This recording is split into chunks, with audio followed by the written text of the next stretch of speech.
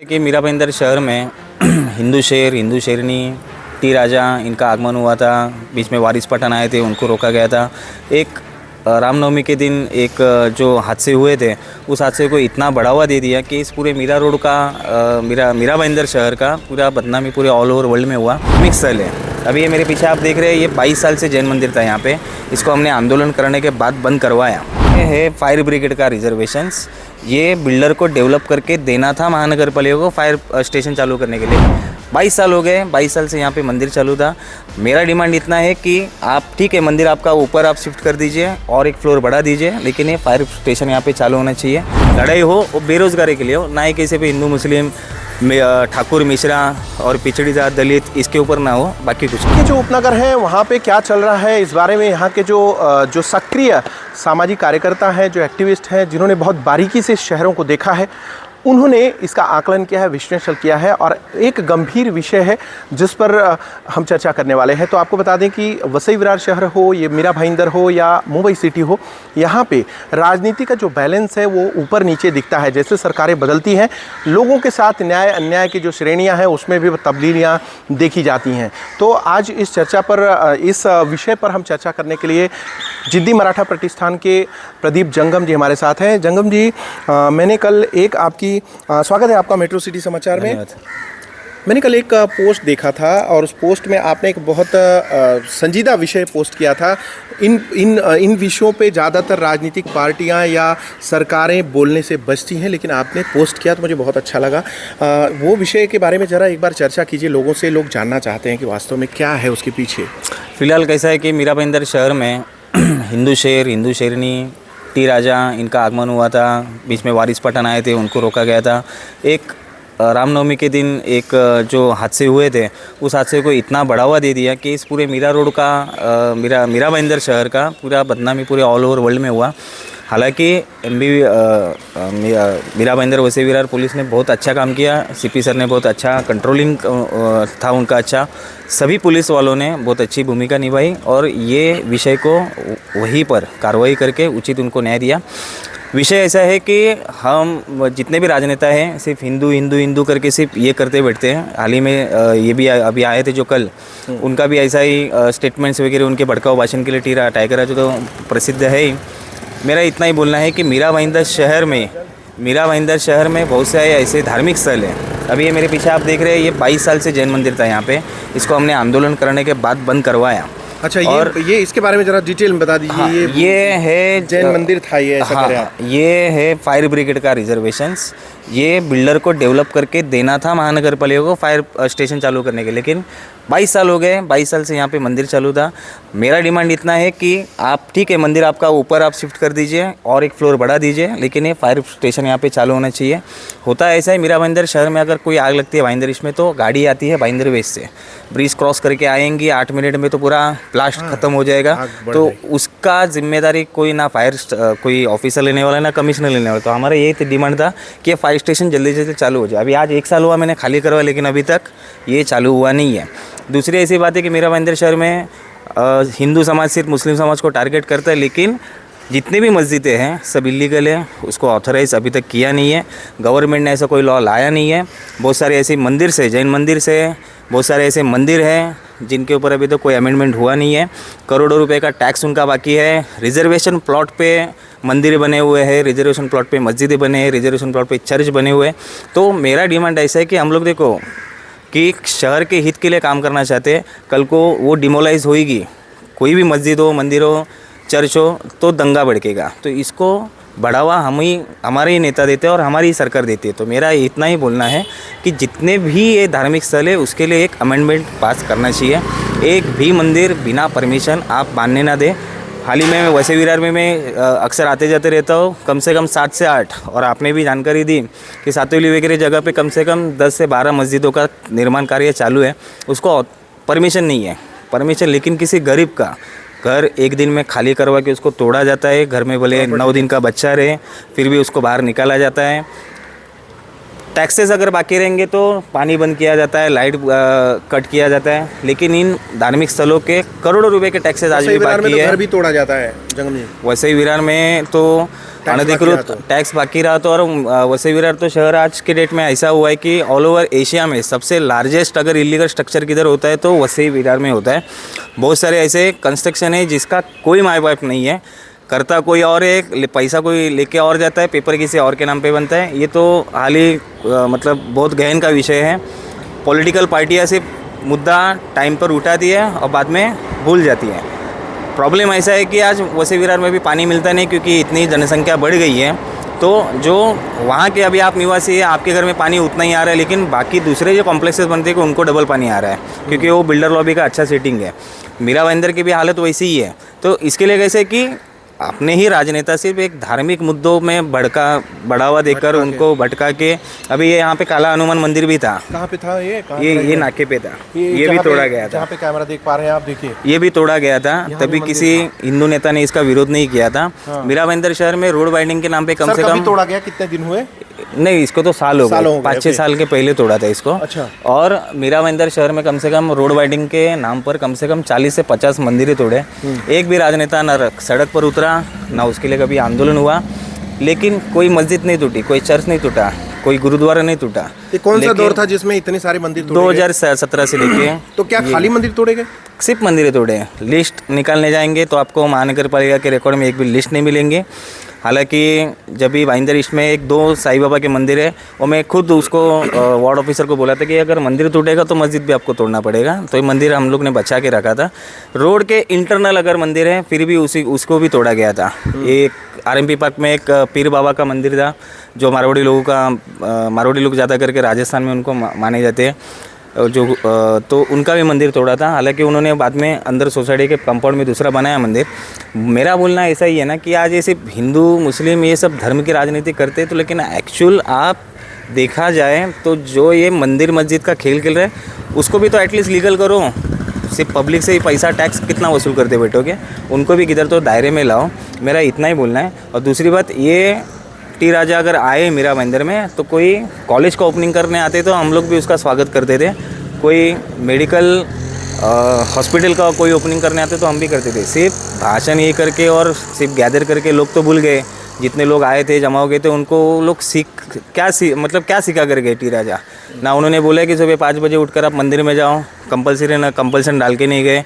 उन्होंने कहा है कि प्रभु रामचंद्र जी के पद पर चलो, उन्होंने कुछ कहा नहीं। मर्यादा पुरुषोत्तम किसे कहा जाता है उसका ज्ञान दिया नहीं। संस्कृत का कोई स्कूल खोला है, किसी ने कुछ खोला नहीं। मतलब वेद उपनिषद इसका ज्ञान देने के बजाय आप सिर्फ मुसलमान कैसे थे, क्रिश्चियन कैसे है, इसी के ऊपर आपने ये ज्ञान दिया।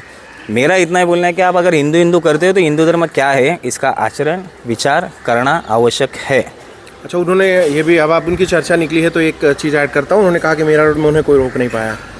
नहीं, रोक नहीं पाया मतलब पहली बात तो रोकने के हिसाब से मतलब वो है ही क्या ना। पहली बात तो रोकने की वजह क्या थी पहली बात तो। और पहली बात तो आए जिस नया नगर को टारगेट करके वो आए थे मेरठ तो नया नगर तो गए ही नहीं पहली बात तो आपको तो उधर भी तो जाना चाहिए था। नहीं, वहाँ प्रशासन अलाउ नहीं कर रहा था। हाँ, तो लेकिन तो आने की भी ज़रूरत नहीं था ना। आपका ये भाषण तो आप ऐसे भी यूट्यूब पे भी दे सकते थे। ठीक है, मैं तो टी राजा को वापस भी बुलाऊंगा 1 महीने के बाद में, आप उनका भी वेलकम करूंगा। लेकिन आओ तो किसी Sanskrit literature noble social cause के लिए आओ तो बहुत अच्छा है। लास्ट टाइम भी बागेश्वर बाबा आए थे, लोग 3-3 घंटा ट्रैफिक में अटके थे, एम्बुलेंस नहीं जा पा रही थी, तो उसका भी हमने विरोध किया था। बागेश्वर इसका विरोध नहीं किया था स्वामी का। विरोध करते हैं ऐसे कार्यक्रमों का तो कहीं आपको लोग ये तो नहीं कहेंगे कि आप ये माथे पे तिलक और त्रिपुंड लगा के आप विरोध कर रहे हैं हिंदू विरोधी? नहीं। अगर वहाँ पे अगर कोई इज्तिमा भी होता, नहीं इज्तिमा भी होता मुस्लिम कम्युनिटी का तो उसको भी मैं विरोध ही करता था। कोई धर्मगुरु भी आते, पॉप वगैरह आते थे कैथलिक लोगों के, तो उनका भी मैं विरोध ही करता था। मतलब गलत जो चीज़ें हैं, गलत तरीका है चलते, मतलब कंटिन्यू जो कंटिन्यूसली रोड है जहाँ पे आना जाना ज़्यादा रहता है, आप ऐसे जगहों पे इन लोग को बुला के कोई मतलब नहीं बनता है, कोई सेंस नहीं बनता है। आपको करना ही है तो आपको नेताजी सुभाष चंद्र बोस मैदान है, वहाँ पे कोई डिस्टर्बेंस नहीं है। राधा स्वामी सत्संग के गुरुजी आते हैं, वो भी आते हैं, तभी 3 दिन ट्रैफिक का तो 12 बजता ही रहता है। तो मेरा तो ऐसा ही बोलना था कि आप आते हो तो कोई सोशल कॉज के लिए आओ। ना ही सिर्फ भड़काने के हिसाब से आओ, और ना ही सिर्फ दोनों मतलब यहाँ के लॉ एंड ऑर्डर को किधर तो डिस्टर्बेंस हो उसके लिए नहीं आओ। मेरा इतना ही बोलना है। और रही बात जो एक आखिरी चीज़, क्या मीरा भाईंदर को जो सोशल मीडिया पे दिखाया गया मीरा भाईंदर वैसा ही है क्या? नहीं, ज़रा भी नहीं है। सोशल मीडिया पे बहुत गलत दिखा है। एक्चुअल ना पुलिस ने वहाँ पे प्रेस कॉन्फ्रेंस की कि एक्चुअल मैटर क्या हुआ था उस दिन, क्या हालत हुई थी।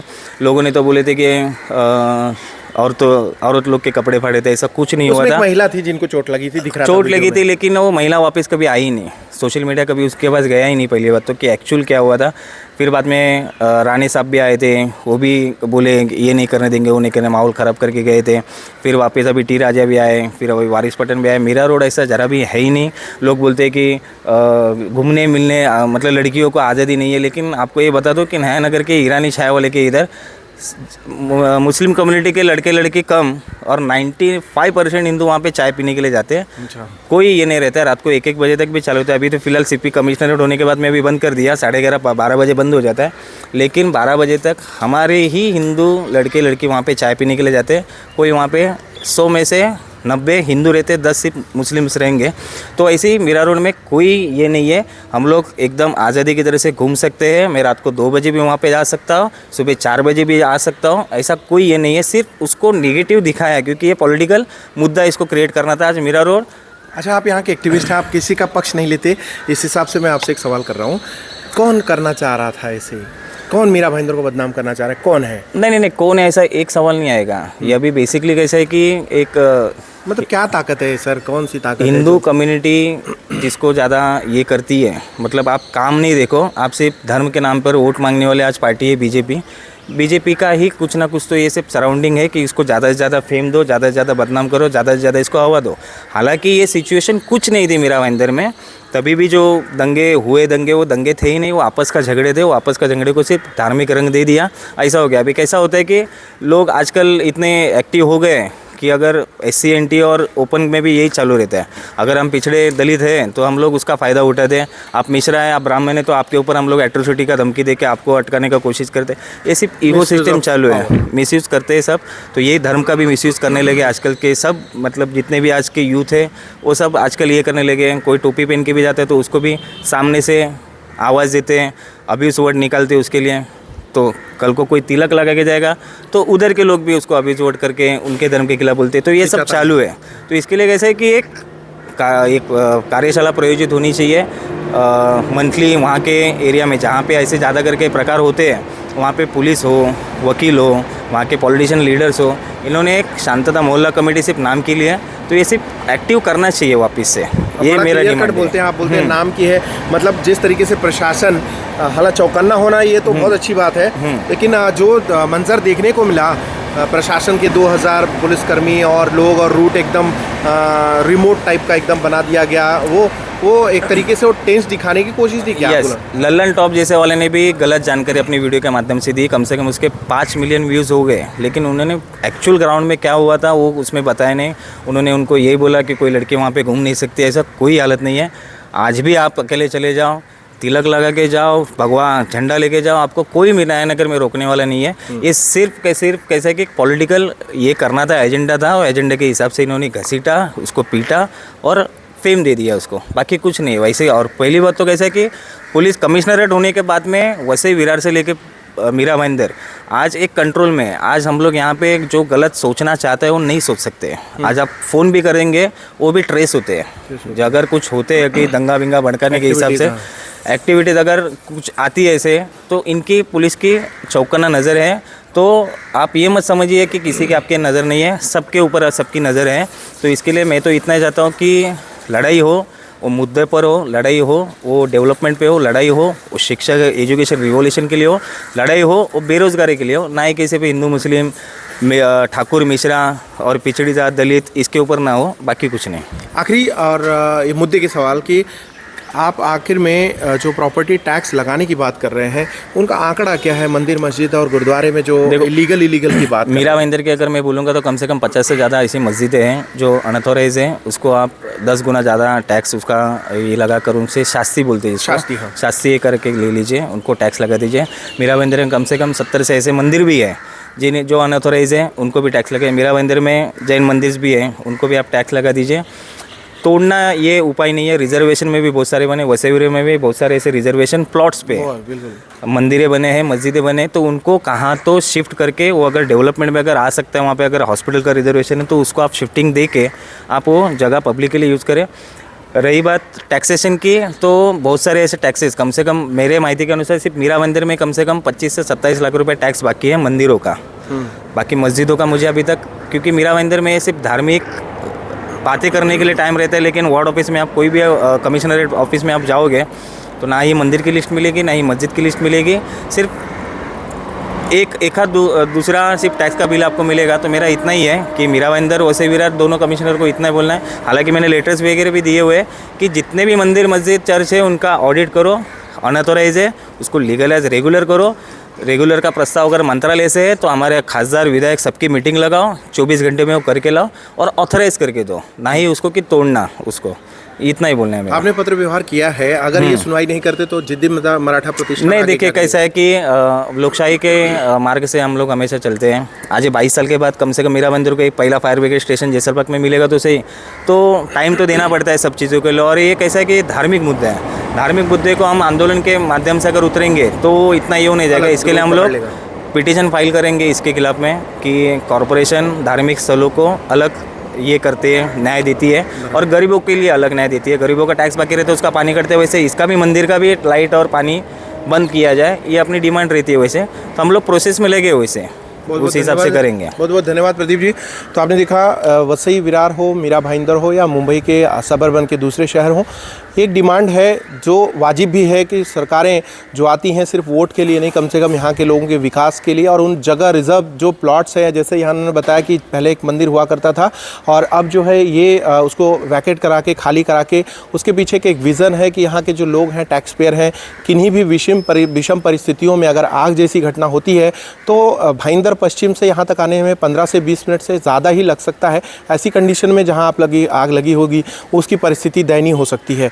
तो अगर ये नियर बाय होगा तो बेशक ये बेहतरीन उदाहरण है, लेकिन लगभग अभी 100 की संख्या में इंक्लूडिंग ऑल अगर मंदिर मस्जिद गुरुद्वारा या चर्च की बात करेंगे तो इतने सारे जो देवस्थान हैं वहाँ पे लीगल इलीगल तरीके से बनाया गया है जिसका कॉरपोरेशन में किसी प्रकार का कोई रिकॉर्ड नहीं है। तो सबसे बड़ी दुखद बात ये है और मुझे ऐसा लगता है कि ये जो रिकॉर्ड्स नहीं रखने का जो सिलसिला है वो सिर्फ इसलिए है कि वो अपनी जिम्मेदारी से बचना चाहते हैं। खैर फिलहाल इस पर जिद्दी मराठा प्रतिष्ठान जो है प्रदीप जंगा जी ने अपनी सारी बातें रखी हैं। आपको इनकी बातों से कितने प्रतिशत आप सहमत हैं, क्या प्रतिक्रिया है, कमेंट करके ज़रूर बताइएगा। तो तमाम अपडेट्स और खबरों के लिए बने रहें हमारे साथ, देखते रहें मेट्रो सिटी समाचार।